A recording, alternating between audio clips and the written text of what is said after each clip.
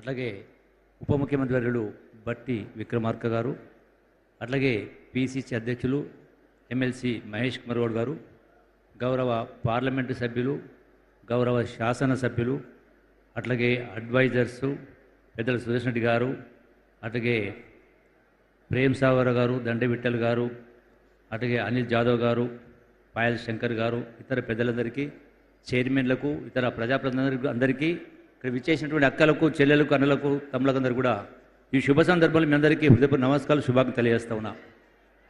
ఇప్పుడు మాట్లాడిన పెద్దలు చాలా విషయాలు చెప్పడం జరిగింది. ఒక విషయం మీ అందరికీ కూడా తెలవాల్సిన అవసరం ఉంది. దశాబ్దాల పాటు తెలంగాణ రాష్ట్రం వెనుకబడ్డ రాష్ట్రాన్ని అన్ని వర్గాల ప్రజల ఆశలు నెరవేరాలంటే తెలంగాణ రాష్ట్రం రావాలని యావత్ సమాజం సంఘటితమై తెలంగాణ రాష్ట్రం తెచ్చుకోవడం జరిగింది. అయితే మరి 10 సంవత్సరాల క్రితం 2014లో ఆనాడు రాష్ట్రం ధనిక రాష్ట్రం, మిగులు రాష్ట్రం, మిగులు బడ్జెట్. ఈ రాష్ట్రాన్ని 22 మంది ముఖ్యమంత్రులు 64 సంవత్సరాల పాటు పరిపాలన చేయడం జరిగింది. అందులో ఎన్టీ రామారావు గారు ఉన్నారు, అట్లాగే చంద్రబాబు నాయుడు గారు ఉన్నారు.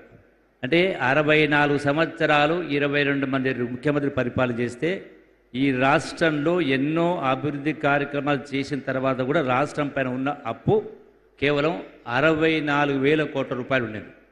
ఈ 64,000 కోట్ల రూపాయలకు సంవత్సరానికి 6,000 కోట్ల రూపాయలు వడ్డీ ఈఎంలు కట్టేది. కానీ గొప్పగా పరిపాలన చేసిన చెప్పినటువంటి ఆనాటి పాలకులు 10 సంవత్సరాలు పరిపాలన చేసి బీఆర్ఎస్ పార్టీ నాయకులు ఒక్క ముఖ్యమంత్రి 10 సంవత్సరాలు పరిపాలన చేస్తే 8 లక్షల కోట్ల రూపాయలు అప్పు చేసింది. ఈ 8 లక్షల కోట్ల రూపాయల అప్పుకు ఈనాడు గౌరవ ముఖ్యమంత్రి రేవంత్ రెడ్డి గారి ప్రభుత్వం ఈ 2 సంవత్సరాల కాలంలో 1,50,000 కోట్ల పైచిలకు వడ్డీ కట్టడం జరిగింది, కంతులు కట్టడం జరిగింది. అయినా కూడా ఈ ప్రభుత్వం, ఇందిరమ్మ ప్రభుత్వం, కాంగ్రెస్ ప్రభుత్వం, గౌరవ ముఖ్యమంత్రి రేవంత్ రెడ్డి గారి నాయకత్వంలో గత ప్రభుత్వం తెచ్చినటువంటి ఏ సంక్షేమ కార్యక్రమాన్ని, అభివృద్ధి కార్యక్రమం ఎత్తివేయకుండా కూడా ఈనాడు ఇప్పుడు మనం పెట్టుకున్న మీటింగ్ ఇక్కడ ఆదిలాబాద్ జిల్లాలో 600 కోట్ల రూపాయలు అభివృద్ధి కార్యక్రమాలు, నిర్మల్ జిల్లాలో సుమారుగా 400 కోట్ల రూపాయల నిధులు.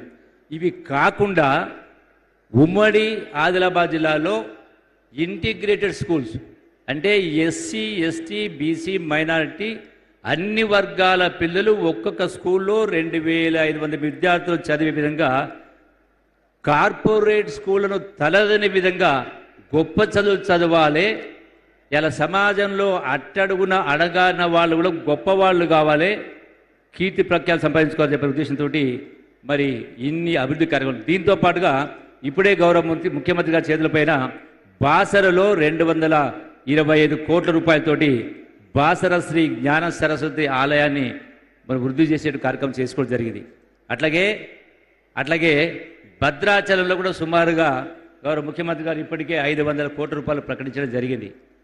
అట్లాగే రాబోయేటువంటి గోదావరి పుష్కరాల్లో కుంభమేళాను తలపించే విధంగా సుమారుగా 500 కోట్ల రూపాయలు ఖర్చు చేసే కార్యక్రమం చేస్తూ ఉన్నారు. అట్లాగే ఈనాడు కేస్లాపూర్ నాగోబా ఆలయాభివృద్ధికి ఆదివాసుల ఆరాధ్య దైవానికి 20 కోట్ల రూపాయలు మంజూరు చేయడం జరిగింది. అట్లాగే ఈనాడు కొనసాగుతున్నటువంటి ముఖ్యమైన ప్రాజెక్టులు త్రివేణి సంగమం, పులిమడుగు వాగు, కుమరంబి వాగు, చిక్కాన్ వాగు, కేరామేరి, ఇట్లా రకరకాల ఇరిగేషన్ కార్యక్రమాలు చాలా పెద్ద ఎత్తున ఇవన్నీ కూడా అభివృద్ధి జరగబోతూ ఉన్నాయి. అట్లాగే ఆదిలాబాద్లో విమానాశ్రయం కూడా పెద్ద ఎత్తున, అంటే ఈ ప్రాంతం పారిశ్రామికంగా ఎదగడం కోసం, ఇలా నిరుద్యోగ యువకులకు ఉద్యోగాలు రావడం కోసం ఎన్నో రకాల అభివృద్ధి కార్యక్రమాలు జరుగుతూ ఉన్నాయి. అట్లాగే అంటేనే అడవి ప్రాంతం, మరి ఒకవైపున ఆదివాసీలు, గోండులు, ట్రైబల్స్ రకరకాలు ఉన్నారు. మీ అందరికీ కూడా విద్యారంగంలో కానీ, ఉపాధి రంగాల్లో కానీ, ఉపాధి అవకాశంలో కానీ ఎన్నో రకాల కార్యక్రమాలు చేసి ఖచ్చితంగా గతంలో ఎప్పుడు లేనటువంటి అభివృద్ధి వచ్చే 3 సంవత్సరాలు చూడబోతా ఉన్నారు. మరొకసారి ఈ 3 సంవత్సరాలే కాదు, వచ్చేటువంటి 5 సంవత్సరాల్లో కూడా అంటే సుమారు మొత్తంగా 8 సంవత్సరాల పాటు ఈ కాంగ్రెస్ పార్టీ అధికారం ఉండబోతోంది.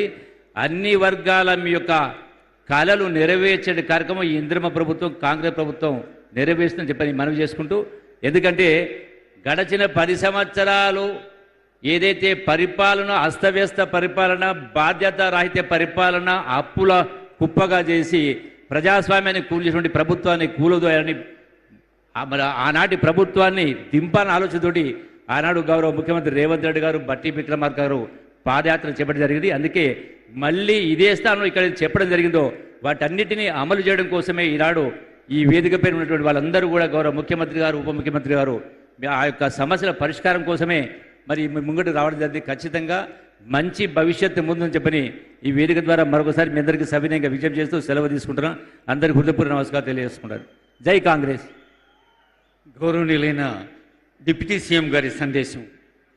పాదముద్ర వేసిన ఈ చోట అభివృద్ధి సంక్షేమ కార్యక్రమాలతో పనిముద్ర వేస్తూనే ఉంది ప్రజాపాలన ప్రభుత్వం. ఈరోజు మరిన్ని పథకాలతో ఈ ప్రజల గుండె చప్పుడు దగ్గరగా విన్న సందర్భాన్ని సద్వినియోగం చేసుకుంటున్న వేదికను ఉద్దేశించి గౌరవ ఉప ముఖ్యమంత్రి వర్యులు మల్లు భట్టి విక్రమార్క గారి సందేశం.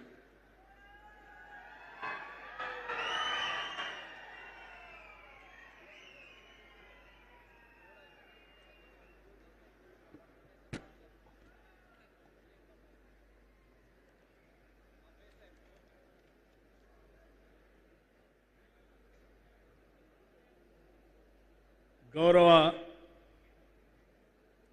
రాష్ట్ర ముఖ్యమంత్రి వర్యులు శ్రీ రేవంత్ రెడ్డి గారికి, గౌరవ రాష్ట్ర మంత్రివర్యులు ఈ జిల్లా ఇన్ఛార్జ్ మంత్రివర్యులు కూడా శ్రీ జూపల్లి కృష్ణారావు గారికి, శాసన పరిషత్ సభ్యులు రాష్ట్ర కాంగ్రెస్ కమిటీ అధ్యక్షులు శ్రీ మహేష్ కుమార్ గౌడ్ గారికి, స్థానిక పార్లమెంటు సభ్యులు గడ్డం నగేష్ గారికి, స్థానిక శాసనసభ్యులు అనిల్ యాదవ్ గారికి, గౌరవ శాసనసభ్యులు రాష్ట్ర ప్రభుత్వ సలహాదారులు శ్రీ సుదర్శన్ రెడ్డి గారికి, రాష్ట్ర ప్రభుత్వ అడ్వైజరు మరియు పార్లమెంటు సభ్యులు శ్రీ వేం నరేందర్ రెడ్డి గారికి, గౌరవ శాసనసభ్యులు ఈ ప్రాంతం నుంచి అడుగడుగునా నాతో ఉండి పాదయాత్రలో నడిపించినటువంటి శాసనసభ్యులు శ్రీ ప్రేమ్ సాగర్ రావు గారు, గౌరవ శాసనసభ్యులు శ్రీ వెడ్మ బొజ్జు గారు, గౌరవ శాసనసభ్యులు పాయల శంకర్ గారు, గౌరవ శాసనసభ్యులు రామ్దాస్ నాయక్ గారు, గౌరవ శాసనసభ్యులు రాష్ట్ర ప్రభుత్వ విప్ విజయ రామారావు గారు,